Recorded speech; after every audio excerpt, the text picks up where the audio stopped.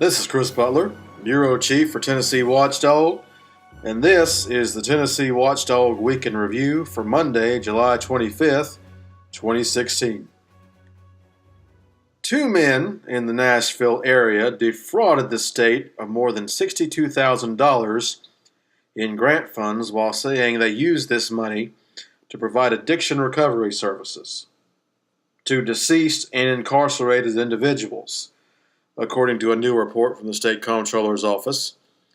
The Davidson County Grand Jury indicted Clinton Lewis and Andre Trice, each on 4 counts of theft.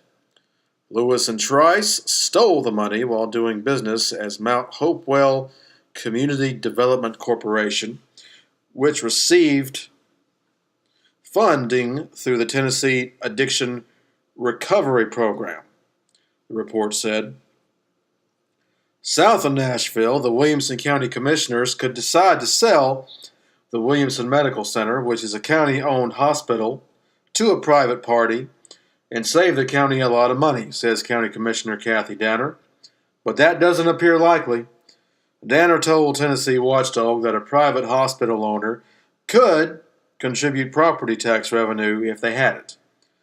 But Danner's colleagues on the commission want none of it. Danner says that's because 4 of them have professional conflicts of interest pertaining to the hospital, and they don't have the will to sell it. According to the Williamson Medical Center's website, County Mayor Rogers Anderson and County Commissioners Bert Chalfant and Jack Walton serve on the hospital's Board of Trustees. County Commissioner Steve Smith, meanwhile, is the Williamson Medical Center Foundation's executive director, according to his LinkedIn page. These 4 men did not return repeated requests for comment. Russell Little, a brother of Commissioner Thomas Little, is chairman of the hospital's Board of Trustees. In an emailed statement, Williamson Medical Center Chief Financial Officer Paul Bolin said county taxpayers are not, in fact, subsidizing the hospital. Danner, though, said if the hospital can't pay the principal or the interest, then taxpayers are at risk of subsidizing it, and they are losing money, as all hospitals are. But that's not the only thing the county could do away with, Danner went on. Danner told Tennessee Watchdog the county could also save money by selling the Cool Springs Convention Center, which the county co-owns with the city of Franklin. The convention center is an annex of the Franklin Marriott Cool Springs Hotel. Danner's colleagues, though, won't even agree to the idea. Franklin Marriott Cool Springs General Manager Michael Sanders declined comment. Danner says hiring private corporations to run school buses, and this is another idea that could save money according to her, would save county taxpayers $2 million a year. The county would also save money by bidding out professional services such as those for legal, architectural, and healthcare needs, she added. All this comes the same month after the county commissioners raised property taxes for the average Williamson County homeowner by 27%, Danner said in a release sent to her constituents earlier this month. Elsewhere in Tennessee, the Tipton County Grand Jury indicted the town of Mason's former public works superintendent Christopher Lee Trimble on charges of official misconduct and theft over $60,000 after an investigation by the Tennessee Comptroller's Office and the Tennessee Bureau of Investigation. From 2007 until 2015, Trimble allegedly took more than $600,000 that he wasn't supposed to take from overtime payments and from selling his vacation and sick time back to the town and through unauthorized holiday pay, comptrollers said in their report. Trimble often claimed he was working 112 hours per week and indicated that he never took vacation or sick days. The former and current board of mayor and aldermen told investigators they were unaware of the overtime that Trimble claimed, and timesheets made available for inspection were not signed by the mayor or designated alderman.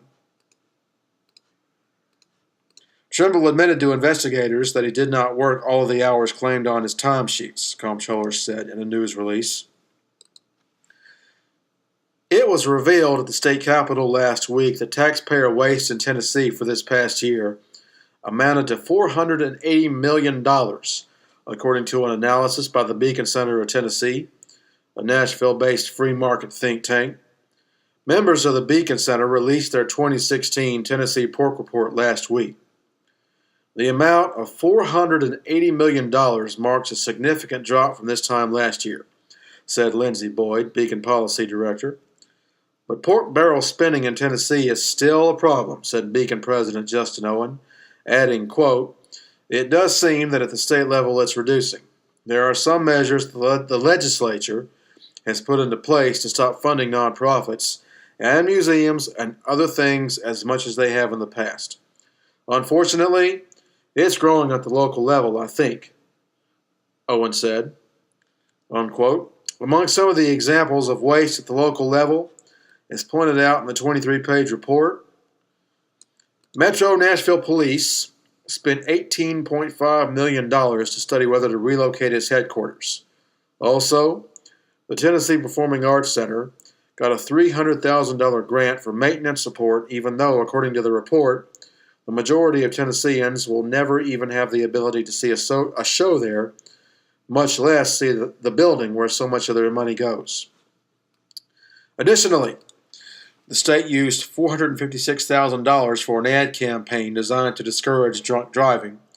The ad campaign featured cartoon characters binge drinking, discussing promiscuity, and sopping up vomit with a furry cat. But the report's Pork of the Year award, as decided through an online poll, went to the University of Tennessee's Office for Diversity and Inclusion for urging faculty and students to use pronouns such as ze and zer in lieu of the traditional he and she.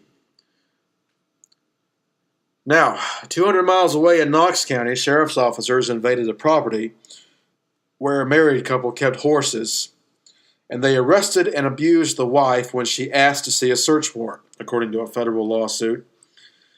This woman, Debbie Buckner, was arrested by Knox County Sheriff's officers and detained in a van without air conditioning for up to 2 hours in May of last year. Buckner nearly lost consciousness, the lawsuit says. Officers denied Buckner's repeated requests to use the bathroom and ridiculed her when she had to soil herself, the lawsuit went on. Officers were there for an animal welfare check, but their actions were improper and unconstitutional, said Buckner's attorney, Van Irian of Knoxville. The lawsuit, filed by Buckner and her husband, Mike Sullivan, names as defendants 2 county animal control officers and 2 sheriff's officers. County animal control officers visited Buckner and Sullivan's property before and left the gates open, which allowed some horses to escape. One of the horses was seriously injured, the lawsuit says. Another time, animal control officers ran over Buckner's and Sullivan's pet chicken. The couple says video evidence backs their story up, but officers still seized the said chicken as evidence of plaintiff's alleged cruelty to animals, the lawsuit says. Arian told Tennessee Watchdog such incidents happen to other people in Knox County.